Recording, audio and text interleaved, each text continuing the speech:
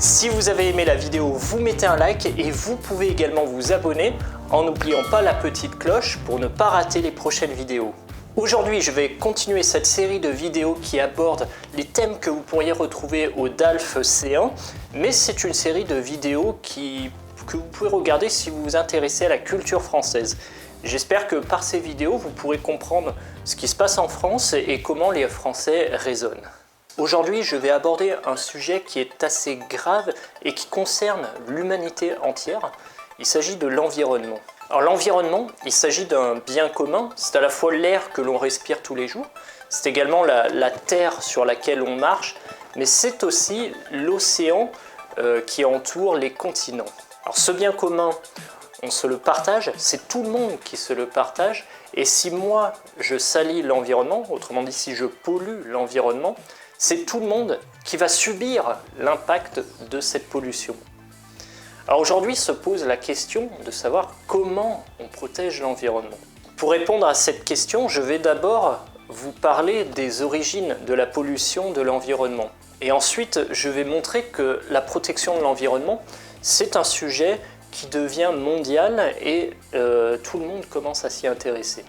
Quand on pense pollution de l'environnement, on pense évidemment aux grandes cheminées qui polluent l'air et qui envoient du gaz carbonique, ce qu'on appelle communément le CO2. On pense aussi aux voitures, les transports, c'est vrai que c'est une source de pollution qui est assez importante. Mais on pense beaucoup moins à l'agriculture qui a besoin de terrains gigantesques. Et pour avoir du terrain, on doit couper des arbres. Et surtout, pour faire pousser des cultures, donc des légumes, on va utiliser beaucoup de produits chimiques qui polluent le sol. Ensuite, un point sur lequel on pense beaucoup moins, c'est la production d'énergie. Alors effectivement, la production d'énergie, c'est un gros volet de la pollution de l'environnement.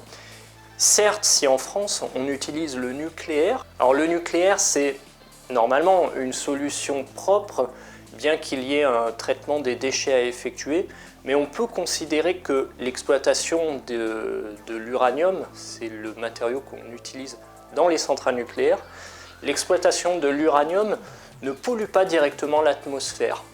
En revanche, de nombreux pays n'utilisent pas le nucléaire et fonctionnent encore avec des centrales à charbon. Les centrales à charbon polluent directement l'atmosphère car on va brûler tout simplement ce qu'on appelle le charbon et on va pouvoir produire de l'énergie avec ça.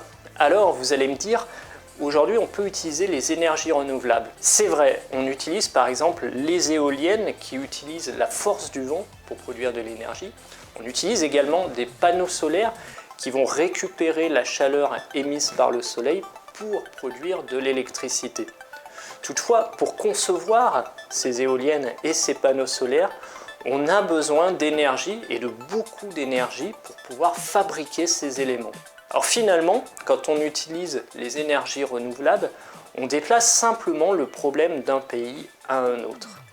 Alors si les Français utilisent aujourd'hui le terme d'état d'urgence climatique, c'est pour faire référence à l'état d'urgence qui a été mis en place à la suite des attentats de 2015. En effet, dans l'état d'urgence, on peut concevoir que on va aller au-delà des règles pour pouvoir atteindre un objectif de protection de la société. Et en l'occurrence, les Français sont assez sensibles vis-à-vis de l'environnement, mais ne sont pas radicaux. Ça veut dire que moi je discute avec des amis français, c'est vrai qu'on est assez sensible à cette question. On va se préoccuper de savoir s'il faut trier les déchets en plastique. On va peut-être réduire notre consommation d'objets en plastique, mais on ne va pas changer vraiment nos modes de vie. Effectivement, on possède presque tous une voiture et il est très facile de se rendre d'un point A à un point B en voiture, alors que si on utilise le métro ou le bus, parfois ça prend beaucoup plus de temps et pourtant c'est ce qu'il faudrait faire si on voulait vraiment agir pour l'environnement. On a également une prise de conscience globale à l'échelle du monde qui est qu'on veut éliminer les objets plastiques qui polluent les océans. C'est vrai qu'on a vu beaucoup de photos sur les réseaux sociaux avec des poissons qui ont mangé un sac plastique et qui s'étouffent, ou des tortues qui ne peuvent plus nager à cause du plastique.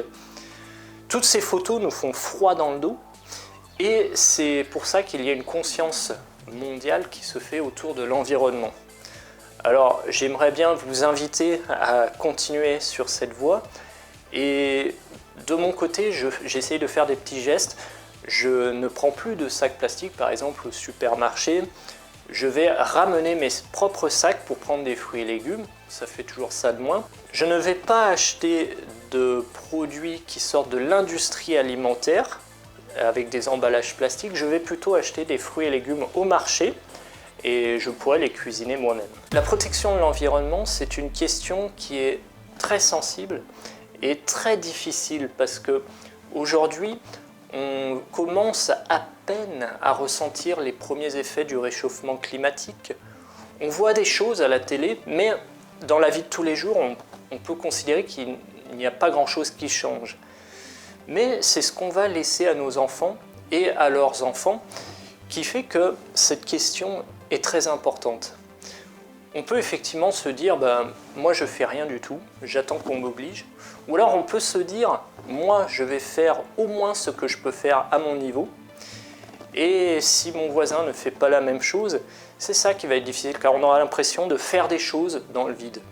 Mais je pense que si tout le monde prend conscience de faire des petits gestes au quotidien, on peut au fur et à mesure amener tout le monde à faire ces gestes de façon naturelle. Par ailleurs, la solution de l'environnement est souvent mise en regard de l'emploi. En effet, en France, on a longtemps protégé l'industrie automobile. On a notamment favorisé l'émergence des moteurs diesel pour favoriser l'emploi des constructeurs automobiles qui fabriquaient des moteurs diesel. Ça donnait de l'emploi en France, mais en même temps, cette décision a amené un niveau de pollution qui est sans précédent. On a eu notamment la démission du ministre de l'écologie, Nicolas Hulot. Nicolas Hulot était avant un présentateur télé qui allait dans la nature et qui regardait ce qui se passait et faisait le constat parfois de la pollution humaine sur l'environnement. Il a ensuite été nommé ministre sous le gouvernement de Macron, mais il a choisi de démissionner car il estimait qu'en tant que ministre, il n'était pas capable de faire son travail correctement. Je ne veux pas aller jusqu'à dire qu'il y a une théorie du complot où le gouvernement ne fait rien, c'est pas ça. Il est vrai que le gouvernement ne peut pas faire qu'une seule chose. Évidemment, l'environnement est une chose très importante, mais si on ne s'occupe que de l'environnement et qu'on dit « je détruis tous les emplois, toute l'activité », dans ce cas-là, il y aura d'autres problèmes qui vont être créés. Donc, le gouvernement a une voie à suivre et il est difficile pour lui de travailler seul sur la question de l'environnement. Mon avis personnel, vous l'aurez compris, c'est que l'environnement, c'est le travail de chacun. Au quotidien, on va se dire « je dois protéger l'air qui m'entoure ». Je ne vais pas utiliser ma voiture pour protéger l'atmosphère. Je ne vais pas utiliser d'objets plastiques pour protéger les océans. Et je vais essayer d'acheter des produits bio au marché pour ne pas polluer les sols avec des produits chimiques. Voilà, je pense que la question de l'environnement, c'est une question qui est assez complexe, assez longue. Si vous voulez aller plus loin, vous retrouverez sur mon site, je vous mets le lien ici, des cours spécialement faits sur la question de l'environnement. Vous allez trouver du vocabulaire, vous allez trouver des analyses de textes et vous allez même trouver des productions orales, donc je vous invite à aller visiter le site. Merci à vous.